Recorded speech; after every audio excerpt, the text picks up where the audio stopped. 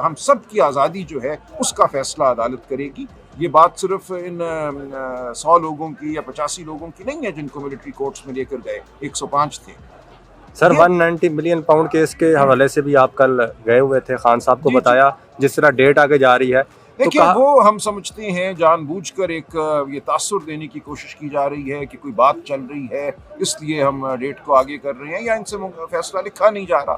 دیکھیے اس مقدمے میں کیا ہے, یہ مان چکی ہے سرکار کہ سرکار کو ایک پیسے کا نقصان نہیں ہوا, بلکہ وہ پیسہ جو سالہ سال برطانیہ میں رہتا اگر یہاں نہ آتا, وہاں مقدمے کرنے پڑتے, وہ پیسہ یہاں آیا, اس پر مارک اپ اکٹھا ہوا اور وہ تمام پیسہ بما مارک اپ حکومت پاکستان کو مل چکا ہے. ایک پیسے کا نقصان حکومت پاکستان کو نہیں ہوا اور ایک پیسے کا فائدہ عمران خان یا بشرا بی بی کو نہیں ہوا. یہ کیا مقدمہ ہے جس میں نہ کوئی نقصان ہے نہ کوئی فائدہ ہے؟ اسی لیے شاید ان سے فیصلہ لکھا نہیں جا رہا, اور جب لکھیں گے یہ کسی حکم کے تحت تو پوری دنیا میں جو جنگ ہسائی ہوگی وہ آپ دیکھیں گے. اچھا سر, دنیا سے بھی اب آواز آ رہی ہے کہ اگر پاکستان کے اندر جس طرح سے شہادتیں ہو رہی ہیں, آئے روز حملے ہو رہے ہیں, سیکورٹی فورسز کے اہلکار شہید ہو رہے ہیں, تو اب ہم دیکھ رہے ہیں کہ انٹرنیشنل سطح پہ بھی یہ بات کی جا رہی ہے کہ جب اگر آپ نے پہلا سٹیپ لینا ہے پاکستانی معاشی صورتحال کو بہتر کرنا ہے تو عمران خان کو ریلیز کرنا ضروری ہے.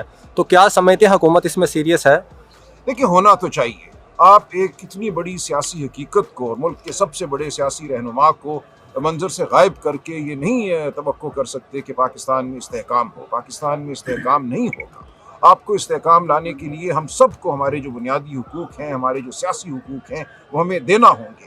گولی چلی ہے یقیناً یہاں, اس گولی کا حساب دینا ہوگا. خون بہا ہے یہاں, اس خون کا حساب دینا ہوگا. لوگ گمشدہ ہیں, لوگ زخمی ہیں. جو ایف آئی آر کرانے جاتا ہے اس کے گھر پہ دھاوا بول دیا جاتا ہے, اس کے بچوں کو بیٹوں کو اٹھا لیا جاتا ہے. ہم بعض لوگوں کے مقدمے لے کر عدالت میں گئے ہیں, ان کے گھروں پہ دھاوے بولے گئے ہیں. یہ تمام بات پوری دنیا کے سامنے ہے. ایسا نہیں ہے کہ یہ تمام عمل مخفی ہے. پوری دنیا دیکھ رہی ہے کہ اس وقت پاکستان فسطائیت کی تاریکیوں میں دھنستا چلا جا رہا ہے. ہم کوشش کر رہے ہیں کہ عقل سے ہم آگے بڑھیں, اس ریاست کو ہم خوبصورتی سے آگے بڑھائیں, آئین قانون شرافت کے مطابق آگے بڑھائیں. اسی سے ملک میں استحکام ہوگا, اسی سے اس ملک میں انویسٹمنٹ آئے گی, سرمایہ کاری ہوگی, روزگار بنے گی نوجوانوں کے لیے. کل یہ کہا وزیر خزانہ نے کہ اس ملک میں توقع نہ کی جائے کسی قسم کی گروتھ کی. ہم نے ملک کو سٹیبلائز کر لیا ہے, یعنی کہ مستحکم کر لیا ہے, لیکن یہ نہ کہیں کہ ہم اس کو ترقی کی راہ پہ لے کے جائیں. یہ ایک ایسی سٹیٹمنٹ ہے جو میں سمجھتا ہوں تباہ کن ہے پاکستان کے نوجوانوں کے لیے. ہر سال 50 لاکھ کے قریب نوجوان داخل ہوتے ہیں مارکیٹ میں, جاب مارکیٹ میں نوکریاں ڈھونڈتے ہیں.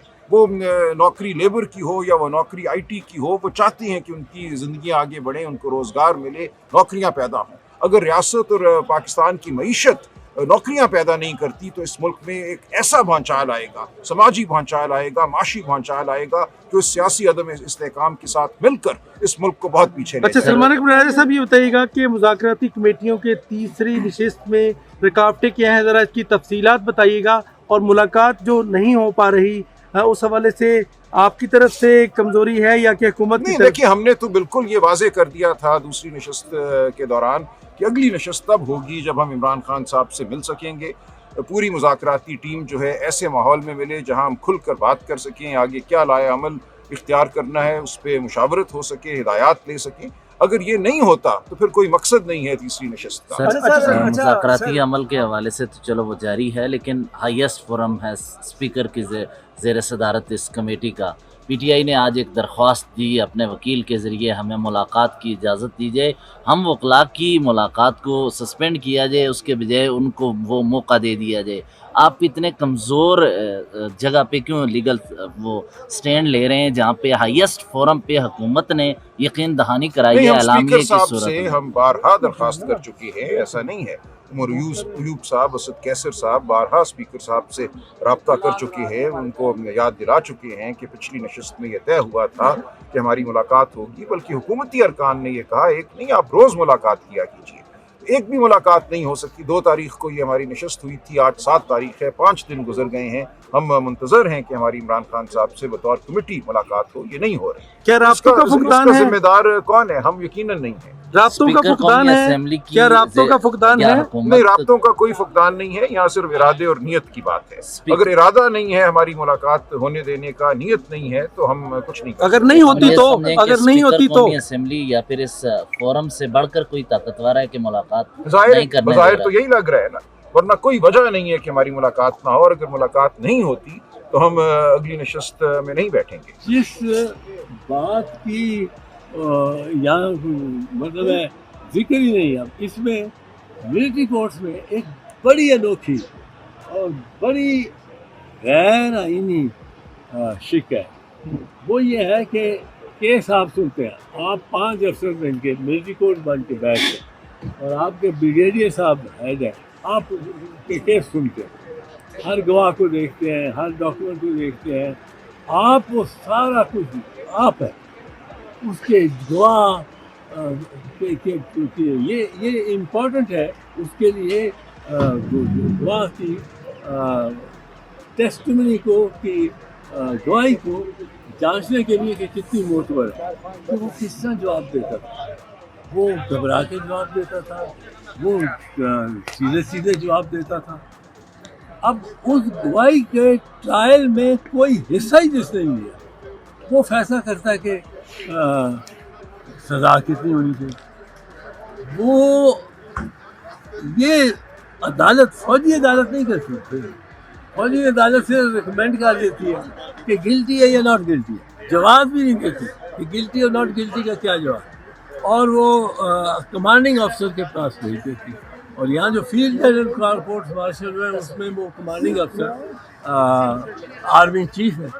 اب آرمی چیف کو نے جا کے سزا دینی ہے، بھئی تم نے سنا ہی نہیں، کہ تمہیں پتہ ہی نہیں کیا گواہی ہوئی، تمہیں پتہ ہی نہیں کون سا گواہ معتبر رکھتا تھا کون سا نہیں رکھتا تھا، تم نے دیکھا ہی نہیں اور سزا تم تجویز کر رہے ہو۔ سر یہ آرمی چیف کو علم نہیں ہے، آرمی چیف کو کچھ بھی علم نہیں۔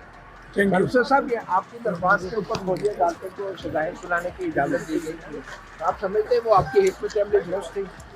ہاں وہ ہماری درست تھی۔ دیکھو جتنی ریلیف مل سکے اس جو بدنما اور غلط غیر آئینی نظام ہے اتنی لینی چاہیے۔ لوگوں کو تھکانا ہمارا کام نہیں ہے، وہ ریلیف ملنی چاہیے، وہ ریلیف ان کا حق ہے۔ یہ ہم نے جب کہا کہ آپ ان کو چھوڑ دینے پہ بھی مطیع اللہ ہم نے کہا کہ آپ اس کو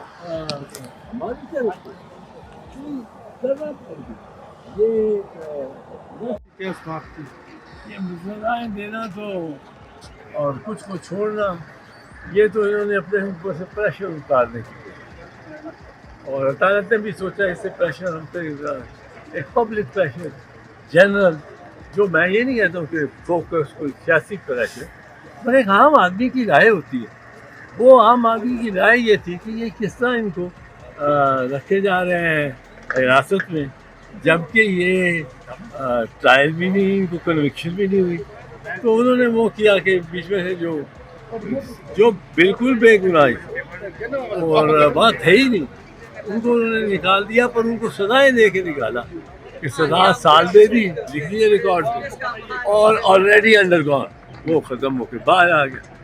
اب ہم اس کو تسلیم نہیں کرتے، ہم اس لیے تسلیم نہیں کرتے کہ ہم کہتے ہیں ان پہ مقدمہ چلانا ہے، ان کو آرمی ایکٹ کے تحت گرفتار کرنا ہے ناممکن ہے، اسرائیل کے ترمیم کے بغیر یہ بالکل بھی ناممکن ہے۔